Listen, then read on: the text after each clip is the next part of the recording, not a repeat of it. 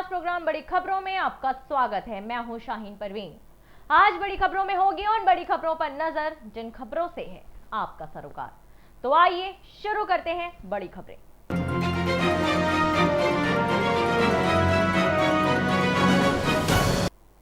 जाकिर नाइक के सहयोगी बिलाल फिलिप की उमर गौतम साल 2006 में दोहा में मिला था। उमर गौतम और बिलाल फिलिप ने इस्लामिक एजुकेशन के लिए एक AMU भी साइन किया था। बात हो रही है उत्तर प्रदेश के नोएडा में धर्म परिवर्तन केस को लेकर। इस केस को लेकर हर रोज नए खुलासे हो रहे हैं।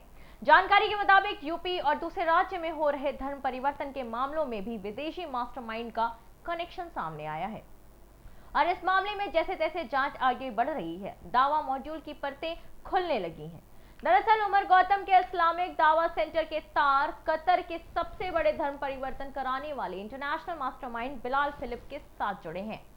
गौरतलब है कि बिलाल फिलिप भारत के भगोड़े जाकिर नाइक का सहयोगी रहा है। आपको बता दें कि जाकिर नाइक के सहयोगी बिलाल फिलिप से उमर गौतम साल 2006 में दोहा में मिला था। इतना ही नहीं, उमर गौतम और बिलाल फिलिप ने इस्लामिक एजुकेशन के लिए एक AMU भी साइन किया था और उमर गौतम के संबंध PFI, जमात इस्लामी हिंद, तबलीगी जमात के साथ ही वहादत इस्लामी से भी बताए जा रहे हैं। फिलहाल जांच एजेंसियां इसकी जांच में जुटी हुई हैं। जानकारी के मुताबिक विदेश में बैठे धर्म परिवर्तन के मास्टरमाइंड बिलाल फिलिप ने 1 दर्जन से ज्यादा भारतीयों को IS में रेडिकलाइजेशन कर ऑनलाइन भर्ती किया है। गौरतलब है कि अबू अमीना बिलाल फिलिप का 1946 में जन्म हुआ था। Philip Islamic preacher, Islamic online विश्वविद्यालय का संस्थापक और चांसलर है जो कि कतर में है। इतना ही नहीं, बिलाल फिलिप के पास कनाडा की नागरिकता भी है। उसका असली नाम डेनिस ब्रैडली फिलिप्स है। आपको बता दें कि फिलिप्स कई बार जाकिर नाइक के स्वामित्व वाले पीस टीवी पर भी नजर आता है। वह खुद को एक सराफी मानता है और जो इस्लाम के पारंपरिक और शाब्दिक रूप की वकालत करता है। चरमपंथी विचारों की वजह से यूनाइटेड किंगडम, ऑस्ट्रेलिया, डेनमार्क और केन्या ने अपने देश में फिलिप्स के प्रवेश करने पर प्रतिबंध लगा दिया है। जर्मनी में भी फिर से उसके प्रवेश करने पर प्रतिबंध लगा दिया गया है। उससे बांग्लादेश छोड़ने को भी कहा जा चुका है। यहाँ तक कि लोगों को आतंकी गतिविधियों के लिए उकसाने और भर्ती करने के लिए फिलिप्स को फिलीपींस में गिरफ्तार भी किया जा चुका है। आइए बताते हैं आपको कि कैसे हो रही है उमर तक फंडिंग। दरअसल उमर गौतम तक हवाला के जरिए विदेशों से फंड पहुंचाया जा रहा है।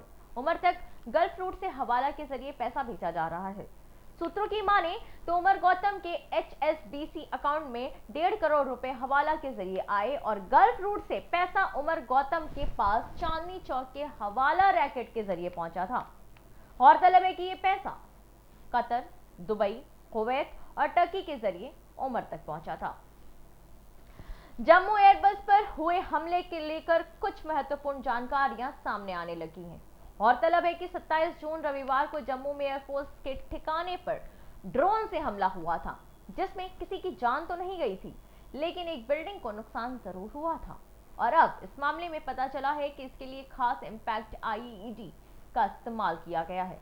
दरअसल इम्पैक्ट IED में जमीन या किसी सतह से संपर्क होते ही धमाका हो जाता है।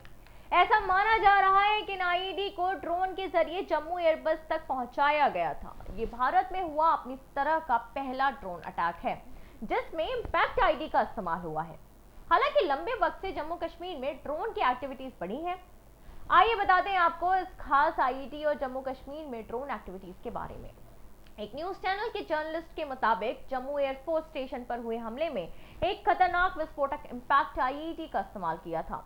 सुरक्षा बलों ने मीडिया से मुखातिब होते हुए बताया है कि ये भारत में किसी भी मिलिट्री ठिकाने पर किया गया पहला इम्पैक्ट IED अटैक है।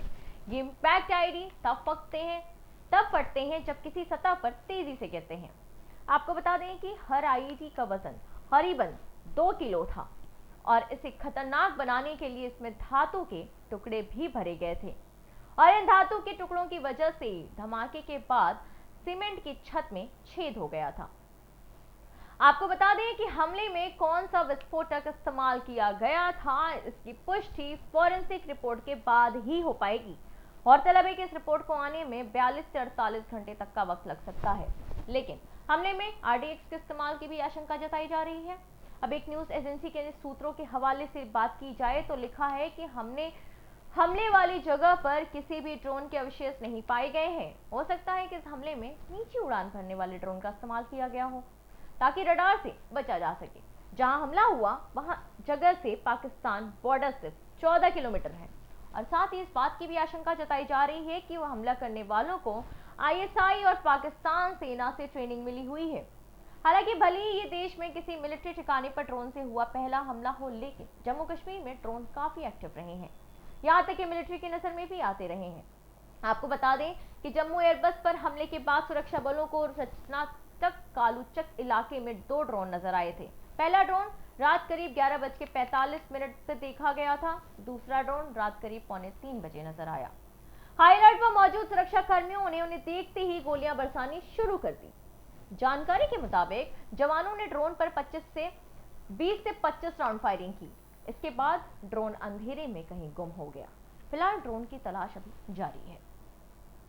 ट्विटर की दिक्कतें आजकल बढ़ती ही जा रही हैं। कुछ दिनों पहले ट्विटर काफी विवाद में था, लेकिन एक बार सरकार से जुड़े सूत्रों ने दावा किया है कि ट्विटर ने अपनी वेबसाइट पर भारत का जो नक्शा दिखाया है उसमें जम्मू कश्मीर और लद्दाख को शामिल नहीं किया गया, जिसके बाद ट्विटर और केंद्र सरकार के बीच चल रहा तनाव अब और बढ़ सकता है और इस बार भारत के नक्शे के साथ छेड़छाड़ करने को लेकर तनातनी हो सकती है। दरअसल ट्विटर के करियर पेज पर ट्वीट लाइव सेक्शन में वर्ल्ड मैप है। यहां से कंपनी ये दर्शाती है कि दुनिया भर में ट्विटर की टीम है और इस मैप में इंडिया भी है, लेकिन भारत का नक्शा विवादित दिखाया गया है। इससे पहले भी लद्दाख को भारत का हिस्सा नहीं दिखाया गया था, हालांकि बाद में इसे ठीक कर लिया गया था। लेकिन अब चूंकि सरकार खुले तौर पर ट्विटर के विरोध में आ चुकी है और रविशंकर प्रसाद ने साफ किया है कि ट्विटर भारत को लेकर दोहरा रवैया रखता है, इसीलिए ये विवाद एक बार फिर से तूल पकड़ सकता है। गौरतलब है कि इससे पहले भी एक बार ट्विटर ने लद्दाख को अलग बताया था और सरकार के कहने के बाद इसे ठीक भी कराया गया था। वहीं इस मामले पर रविशंकर प्रसाद बार बार कहते हैं कि ये ट्विटर के दोहरे मापदंड को दर्शाता है। इतना ही नहीं, हाल ही में उन्होंने ये भी कहा था कि ट्विटर की मंशा ठीक नहीं लगती है।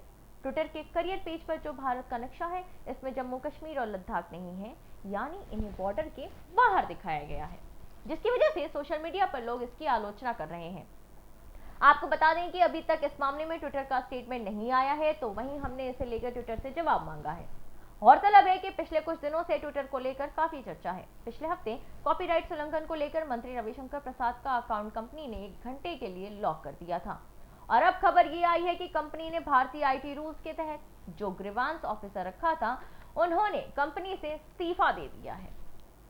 गौरतलब है कि धर्मेंद्र चतुर ने इस्तीफा क्यों दिया है, यह अभी तक क्लियर नहीं हुआ है। बड़ी खबरों में आज के लिए इतना ही। फिलहाल मुझे दीजिए इजाजत। नमस्कार।